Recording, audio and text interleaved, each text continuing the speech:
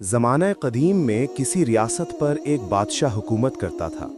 वो बादशाह एक अच्छा और नेक दिल इंसान था, लेकिन ज़्यादा अक्लमंद ना था। इसीलिए उसे हमेशा होशियार और समझदार लोगों की तलाश रहती थी, ताकि उसकी राय बेहतर हो और मुल्क तरक्की करके दुश्मनों को अपने ग़ुलाम बना सके। बादशाह की अपनी मौजूदा राय भी उसे कुछ ख़ास कारआमद महसूस ना होती थी। वो लोग सिर्फ मशवरे देते थे और उसके बदले तनख्वाहें वसूल करते थे, मगर उनके मशवरों में वो तासीर ना थी जो बादशाह चाहता था। ये सोच अक्सर उसे बेचैन रखती। एक दिन बादशाह ने इसी उलझन से नजात के लिए अपने दरबारियों के साथ जंगल की सैर का इरादा किया। शायद कुदरत ही उसे किसी जवाब तक ले जाए। बादशाह जंगल पहुंचे और खूब सैर व तफरी के बाद वापसी का सफ़र शुरू किया तो रास्ते में उनकी नज़र एक अजीब मंजर पर पड़ी। एक शख्स एक बड़े दरख्त के नीचे बैठा हुआ था और वो खुद से बातें कर रहा था, जो दूर से पागल और अजीब सा लग रहा था। ये देखकर बादशाह रुक गए। उनके दिल में ख्याल आया कि या तो ये शख्स पागल है या फिर गैर मामूली जहानत का मालिक है जो अपनी ही दुनिया में गुम रहता है। तजस्सुस के मारे बादशाह अपने दरबारियों समेत उस शख्स के करीब जा पहुंचे और उससे गुफ्तगू शुरू कर दी। वो शख्स बज़ाहिर आधा पागल लगता था, लेकिन उसकी बातों में एक अजीब कशिश थी। बादशाह ने नरमी से सवाल किया, ए नौजवान, क्या तुम पागल हो जो खुद से बातें कर रहे हो? ये पागल बादशाह की पूरी सल्तनत बचाएगी, इस बात का किसी को गुमान तक नहीं था। लिहाजा पागल शख्स ने मुस्कराकर जवाब दिया, पागल तुम हो और तुम्हारा सारा राया। मैं तो बिल्कुल ठीक हूँ। मैं तो सिर्फ ये चाहता हूँ कि इस जंगल को काट कर यहाँ शानदार महल्ला तामीर किए जाएं और इन महल्लात का बादशाह मैं खुद बनूं। उसकी बात में अजीब एतमाद और बेबाकी थी, जो किसी आम पागल के बस की बात ना लगती थी। बादशाह और दरबारी उसके जवाब पर हैरान रह गए, क्योंकि ऐसे जुमले या तो किसी दीवाने के होते हैं या फिर किसी ऐसे शख्स के जो दिलेर और गैर मामूली जहानत का मालिक हो। बादशाह कुछ देर तक खामोशी से उसे देखता रहा, फिर दरबारियों से उस शख्स के बारे में मशवरा किया तो उनके अंदर छुपे लालच ने फौरन सर उठा लिया। वो आपस में चुपके चुपके बातें करने लगे। किसी के दिल में ये खदशा था कि अगर ये शख्स बादशाह का मुशीर खास बन गया तो हम इसके ताबे बन जाएंगे और हमारी अहमियत भी कम हो जाएगी। धीमे से एक दरबारी ने कहा, यह खतरा है कहीं ऐसा ना हो कि ये हम सब पर हावी हो जाए। दूसरे ने जल्दी से बोला, नहीं, ये तो आधे से ज्यादा पागल है। होशियारी की तो इससे बिल्कुल उम्मीद न रखनी चाहिए।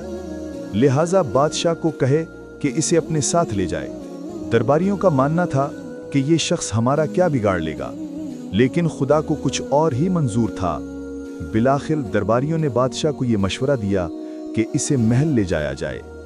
अगर बहादुर निकला तो काम आएगा और अगर वाकई ही पागल हुआ तो इसे बाद में छोड़ देंगे। बादशाह ने दरबारियों की राय पर अमल करते हुए बिस्मिल्लाह कहा और कुछ दबाव डालकर उस शख्स को अपने साथ चलने पर आमादा कर लिया। मगर रास्ते में उस शख्स ने घोड़े को दूसरी सिमत मोड़ दिया और कोशिश की कि भाग जाए। बादशाह और उसके दरबारी फौरन उसके पीछे लगा दिए। ताकिब करते हुए वो उसे दोबारा काबू में ले आए और उसी रास्ते से महल की जानिब रवाना हो गए। जैसे ही वो महल पहुंचे तो हैरत अंगेज तौर पर वहां लोगों की भीड़ जमा थी। सब खुशी से नारे लगा रहे थे और बादशाह को मुबारकबाद दे रहे थे। बादशाह और उसके दरबारी ये देखकर हैरान रह गए और पूछा, ये किस बात की मुबारकबाद है? लोगों ने बताया, बादशाह सलामत, जिस रास्ते से आप सैर के लिए गए थे वहां दुश्मन की भारी फौज घात में बैठी थी, जबरदस्त असले के साथ। हमें तो यकीन हो गया था कि आप कभी वापस नहीं आएंगे। ये सुनकर सबकी आंखों में हैरत, शुक्र और फिक्र की मिली जुली कैफियत नुमाया थी। लोगों ने फिर खुशी से कहा, बादशाह सलामत, आप तो बहुत होशियार निकले, आपने रास्ता बदल लिया। बादशाह ने खामोशी से उस पागल शख्स की तरफ देखा और दिल में सोचा कि ये शख्स वाकई मामूली नहीं, कुछ खास है। फिर उसने दरबारियों की तरफ मुतवज्जे होकर हुक्म दिया, जल्दी करो, इस शख्स के लिए एक बेहतरीन कुर्सी तैयार करो, आज से ये मेरे साथ रहेगा। दरबारी जो पहले ही दिल में डरे हुए थे फौरन बोल पड़े, बादशाह सलामत, ये शख्स तो पागल है, ऐसा ना हो कि आपको नुकसान पहुंचा दे। आपके साथ तो हम जैसे अक्लमंद लोगों को होना चाहिए। मगर बादशाह ने उनकी बात को रद्द करते हुए संजीदगी से कहा, नहीं, ये शख्स तुम सबसे ज्यादा ज़हीन है। चुपचाप होकर हमें खतरनाक दुश्मन से बचाया, ये होता है ज्यादा ज़हीन लोगों की निशानी। अगर ये ना होता तो तुम में से किसी को खबर भी ना होती कि रास्ते में दुश्मन घात लगाए बैठा है। हमारी सलामती इसी की होशियारी की बदौलत है। ये सुनकर पागल मुस्कुराया और फख्र से बादशाह के पहलू में रखी कुर्सी पर बैठ गया। मगर उस लम्हे से महल में एक नया तनाज़ा जन्म लेने लगा। दरबारियों में जो सदियों से नस्ल दर नस्ल इन कुर्सियों पर बैठते आए थे, किसी सूरत ये गवारा ना कर सके कि एक अजनबी, और वो भी पागल कहलाने वाला, इनके बराबर आ बैठे। वो दिल ही दिल में जलने लगे और उस शख्स के खिलाफ साजिशों का जाल बुनने लगे। लेकिन जिसे अल्लाह ताला इज्जत अता करे, उसे दुनिया की कोई ताकत गिरा नहीं सकती। इज्जत और जिल्लत का इख्तियार सिर्फ उसी के हाथ में है। ये कहानी सुनकर आपका अल्लाह की कुदरत पर यकीन और भी पुख्ता हो जाएगा।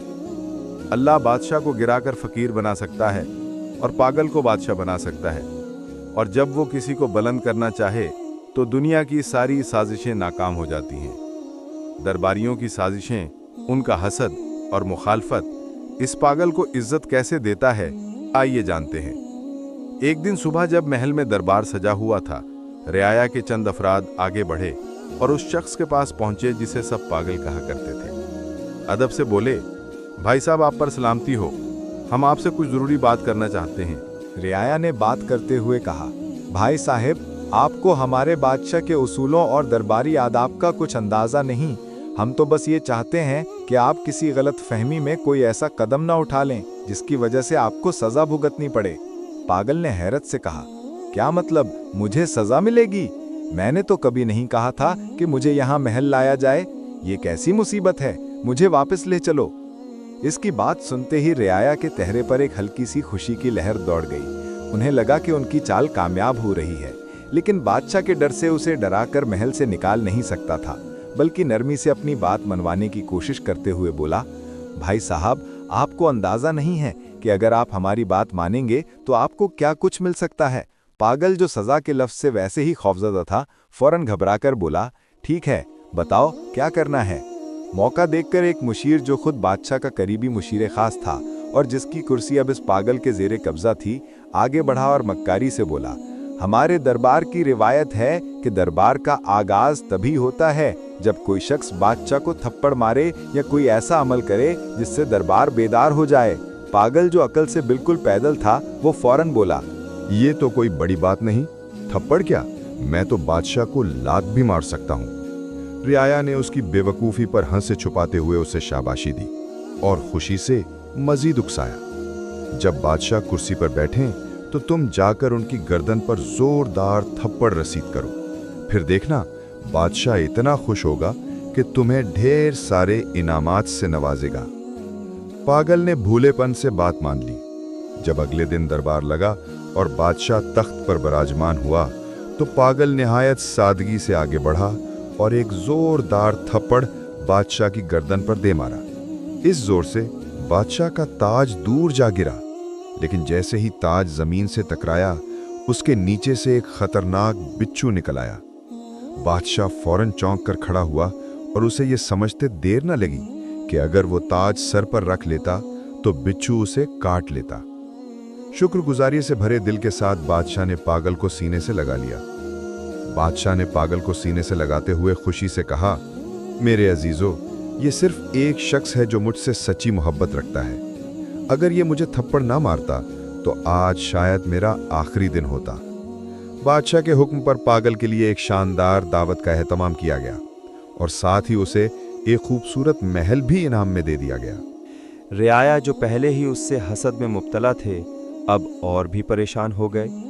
उनके दिलों में खौफ बैठ गया कि अगर यूं ही सिलसिला चलता रहा तो ये पागल इन सब की कुर्सियों का वारिस बन जाएगा। चुनाचे वो आपस में सरगोशियां करने लगे, यार ये बंदा तो बहुत तेजी से ऊपर जा रहा है, कुछ करना पड़ेगा वरना हमारी सब इज्जतें और रुतबे खत्म हो जाएंगे। दूसरी तरफ वो आधा पागल दिल ही दिल में सोच कर रहा था, ये रियाया तो वाकई बड़े सच्चे और हमदर्द लोग हैं, देखो कितना जबरदस्त मशवरा दिया था। खुशी खुशी उसने दिल में फैसला कर लिया कि अब से जो भी ये लोग कहेंगे वही मानूंगा। अगले दिन रियाया दोबारा मशवरा करके उस पागल के महल पहुंचे।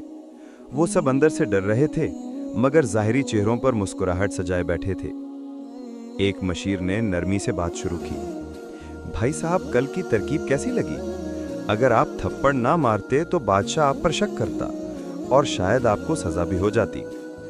پاگل جو اب اطمینان سے محل میں رہ رہا تھا مسکرا کر بولا، ہاں بالکل، آپ لوگ بہت اچھے ہو، آپ کی ترکیب نے میری قسمت بدل دی۔ رعایا نے موقع غنیمت جانا اور اگلا جال بچھایا۔ لیکن یہ تو سچ ہے کہ جسے اللہ رکھے اسے کون چکھے۔ جتنا مرضی آپ کے خلاف کوئی سازش کرے، لیکن اگر تم سچے ہو اور اللہ تمہارے ساتھ ہے تو کوئی کچھ نہیں بگاڑ سکتا۔ رایا نے پاگل کو مخاطب کرتے ہوئے کہا، اب ایک اور بات سنو۔ صبح جب دربار لگے اور بادشاہ کرسی پر بیٹھنے لگے تو تم فوراً اس کی کرسی پیچھے سے کھینچ لینا۔ دیکھنا تمہیں آدھی بات چاہت ملے گی۔ یہ کام آسان نہیں، لیکن تم تو بہادر ہو، کر لوگے۔ پاگل جلدی سے بولا، ایک کیا، میں تو 2 کرسیاں بھی کھینچ سکتا ہوں۔ رایا حسب معمول اسے شاباشی دیتے ہوئے رخصت ہوئے، اور صبح دربار میں وہی ہوا جس کی انہوں نے پاگل کو کرنے کو کہا تھا۔ جیسے ہی بادشاہ تخت پر بیٹھنے لگا، پاگل نے موقع دیکھ کر کرسی پیچھے کھینچ لی، مگر بادشاہ نے خود پر قابو رکھتے ہوئے گرنے سے پہلے سنبھل کر کھڑا ہو گیا۔ جب اس نے پیچھے مڑ کر دیکھا تو حیران رہ گیا کہ کرسی کا ایک پاؤں اندر سے پہلے ہی ٹوٹ چکا تھا۔ بادشاہ نے فوراً پاگل کی طرف دیکھا، اسے گلے لگایا اور بلند آواز میں سب کے سامنے کہا، دیکھو یہ شخص کتنا ہوشیار اور وفادار ہے۔ اگر یہ نہ ہوتا تو میں کرسی سمیت زمین پر گر کر زخمی ہو جاتا۔ پھر اسے تمغہ امتیاز دے کر اپنے فوج کا جرنیل منتخب کر دیا، اور دربار میں ایک بار پھر اس کی بہادری کی داد دی گئی۔ یہ دیکھ کر آیا سر پکڑ کر رہ گئے۔ وہ جو ہر بار اسے گرانے آتے، اسی کی عزت میں اضافہ ہوتا رہا۔ اب وہ دنگ آ کر ایک دوسرے سے کہنے لگے، یار یہ کیسی مصیبت ہے۔ ہم تو چاہتے ہیں کہ اسے سزا ہو، بادشاہ ناراض ہو اور وہ پھانسی چڑھے، مگر یہ ہر بار بازی مار جاتا ہے۔ اب معاملہ ہاتھ سے نگلتا دیکھ کر مشیروں نے ایک گہرا منصوبہ بنایا، ایسا منصوبہ جو پوری سلطنت کو ہلا کر رکھ سکتا تھا۔ سب نے مل کر فیصلہ کیا کہ وہ پڑوسی بادشاہ سے خفیہ رابطہ کریں گے، اسے جنگ پر اکسائیں گے اور وعدہ کریں گے کہ ہم تم پر حملہ کریں گے۔